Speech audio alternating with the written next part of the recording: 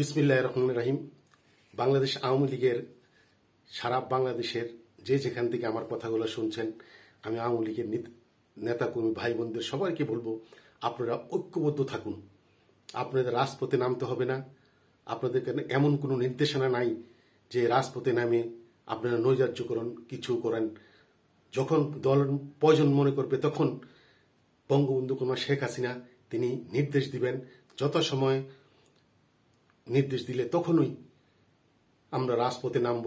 এমন কোনো কাজ করব না, এমন কোনো কর্মকাণ্ড করব না যে কর্মকাণ্ডের কারণে আওয়ামী লীগ মানুষের কাছে বিতর্কিত। মনে রাখতে হবে 1991 সালে বাংলাদেশ আওয়ামী লীগ দীর্ঘ 16 বছর রাজপথে আন্দোলন সংগ্রামের পর 91 সালের নির্বাচন সারা পৃথিবী বলেছে, এমনকি বিএনপিও বলেছে যে আওয়ামী লীগ বিপুল ভোটে বিজয়ী হবে, কিন্তু আমরা জনগণ আমাদেরকে ভোট দেয় নাই, আমরা ক্ষমতায় আসতে পারি নাই, এসেছে বিএনপি। এমন একটি প্রপাগান্ডা চলেছিল যে 16 বছর পরে রাজপথে আন্দোলন সংগ্রামের পরে এবং আওয়ামী লীগ যদি এখন 91 সালে তখন যদি ক্ষমতায় আসতো তাহলে সারা বাংলাদেশে তারা যুদ্ধ অপরাধী এবং বিভিন্ন বঙ্গবন্ধুকে হত্যাকারী সবাইকে তারা কচুকাটা করে ফেলবে, এই ধরনের চিন্তা ভাবনা মানুষের ভয় ঢুকে গিয়েছিল। তাই মানুষ তখন ভোট দেয় নাই। তখন 96 সালে মানুষের ভোট দিয়েছে, তার মানুষের ভোট ভেঙেছে। তাই আমরা এমন কোনো মনে রাখতে হবে, বঙ্গবন্ধুকে আমাদের এই বাংলাদেশটি দিয়ে গিয়েছে। বঙ্গবন্ধু কন্যা শেখ হাসিনা কিন্তু আমরা এই উন্নয়নের মহাসড়কে তুলে দিয়ে গেছে। অবশ্যই বাংলাদেশের জনগণই আমাদেরকে আবার ক্ষমতায় আনবে, জনগণের রাজপথে নেমে এই আওয়ামী লীগকে ক্ষমতা আনবে। তাই এমন কোনো কর্মকাণ্ড যেন আমরা না করি যে আওয়ামী লীগের বদনাম হয়। যে যেখানে আছে আমরা সারা বাংলাদেশে প্রতিটি গ্রামে, ইউনিয়নে, ওয়ার্ডে প্রত্যেকে আমরা যারা আওয়ামী লীগ করে সবাই একের হাতে হাত রেখে কাঁধে কাঁধ মিলিয়ে আমরা সবাই ঐক্যবদ্ধ থাকি, এক মারপেটের ভাইয়ের মতো। অবশ্যই পৃথিবীর কোনো শক্তি নাই ঐক্যবদ্ধ আওয়ামী লীগকে যে তারা পরাজিত করতে পারে। তাই আপনারা দেখেছেন, আমি সংক্ষেপে কয়েকটি কথা বলছি, ইদানিং কিন্তু আপনারা দেখেছেন যে বিএনপির তৃণমূলের নেতাকর্মীরা কিন্তু বুঝতেছে না, কিন্তু এই বিএনপির সিনিয়র নেতারা কিন্তু এখন বিভিন্নভাবে তারা বুঝতেছে যে আওয়ামী লীগের পর বিএনপিকে মাইনাস করার জন্য তারা নির্বাচন যে সরকার দিবে না, দিনের আলোর মতো স্পষ্ট হয়ে গেছে।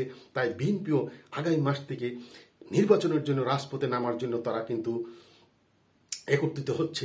আমার বিশ্বাস আগামী 7-8 মাসের মধ্যেই বিএনপি আওয়ামী লীগের সাথে ঐক্যবদ্ধ হয়ে এই স্বাধীনতার বিরোধী শক্তিকে সমন্বয়ক এবং ডক্টর ইউনূসের এবং জঙ্গিবাদ জামাত তাদেরকে বাংলাদেশ থেকে বিতাড়িত করার জন্য এই আওয়ামী লীগকে স্বাধীনতার পক্ষের সকল শক্তিকে ঐক্যবদ্ধ হয়ে বিএনপি আবার রাজপথে নামবে।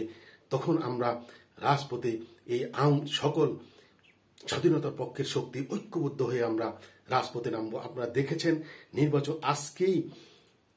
আজকেই গতকালই ডক্টর ইউনূসের প্রেস সচিব তিনি বলেছেন যে আগামী 26 সালের জুন মাসে জাতীয় নির্বাচন দেওয়া হবে। দেখেন তারা কিন্তু এখন আস্তে আস্তে লেন্দি করা শুরু করছে। ডক্টর ইউনূসের নির্দেশে যেই দলটি হয়েছে জাতীয় নাগরিক পার্টি, তারা কিন্তু যেই কথাগুলো বলছে এগুলো কিন্তু ডক্টর ইউনূসের কথা, তাদের মাধ্যমে বলা হচ্ছে। সার্জিস আলম বলেছে যে আমরা আগামী 5 বছর ডক্টর ইউনূসকে প্রধান উপদেষ্টা বা প্রধানমন্ত্রী হিসাবে দেখতে চাই।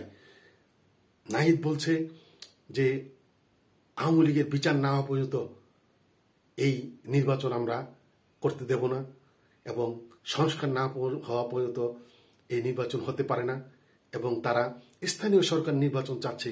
তারা বিভিন্নভাবে তারা নির্বাচনকে প্রলম্বিত করার জন্য, আমার ছোট্ট জীবনের অভিজ্ঞতা আমি বলতে পারি, আগামী 6 মাস পরে এই ছাত্ররাই এমন একটি জামাত এবং ছাত্ররা মিলে এমন একটি এবং জঙ্গিরা মিলে এমন একটি অবস্থা সৃষ্টি করবে, তখন সরকারে বলবে যে এই পরিস্থিতিতে নির্বাচন দেওয়া সম্ভব না। ডক্টর ইউনূস কিন্তু আপনারা দেখেছেন এমন একটি জগাখিচুড়ি অবস্থা করেছে, তিনি চীনে গিয়ে বলেছেন যে ভারতের 7 সিস্টার তারা আমাদের উপরে নির্ভর, আমরা যদি তাদেরকে পথ না দিই তাহলে তারা সাগর থেকে এবং চট্টগ্রাম জেটি ব্যবহার করার ব্যবস্থা করবো না, তারা আমাদের কাছে জিম্বি, এই ধরনের কথা বলে এমন একটি অবস্থা সৃষ্টি করেছে।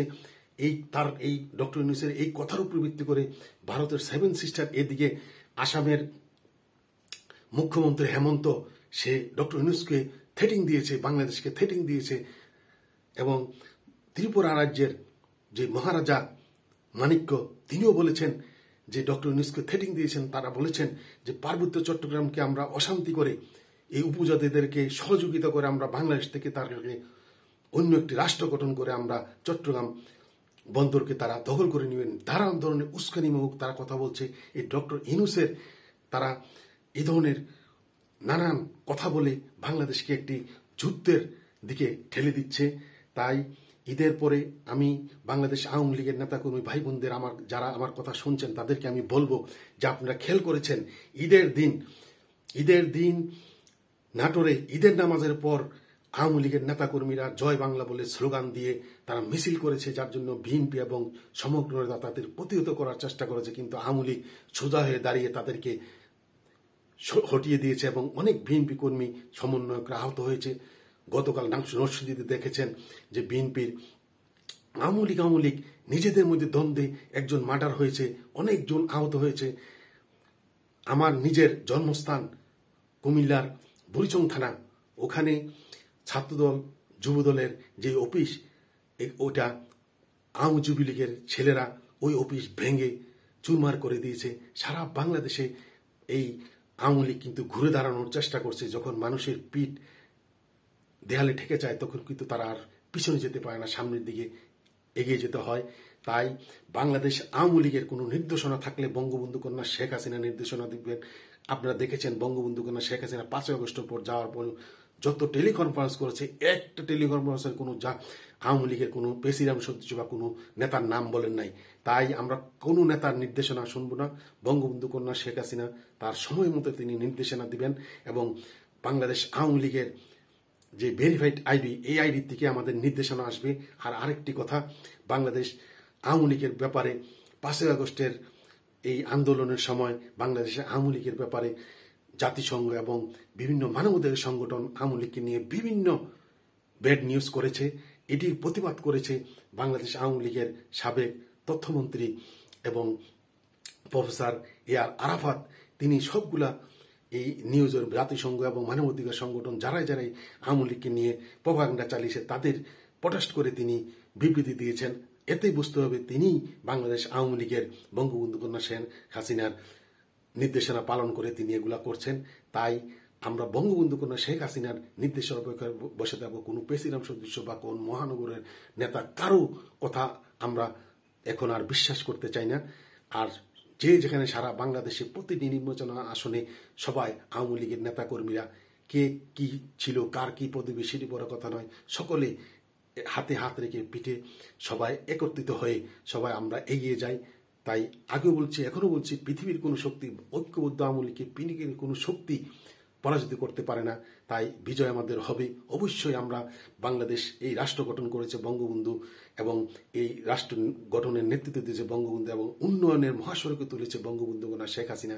তাই বাংলার জনগণই আবার আওয়ামী লীগকে ক্ষমতায় নিয়ে আসবে।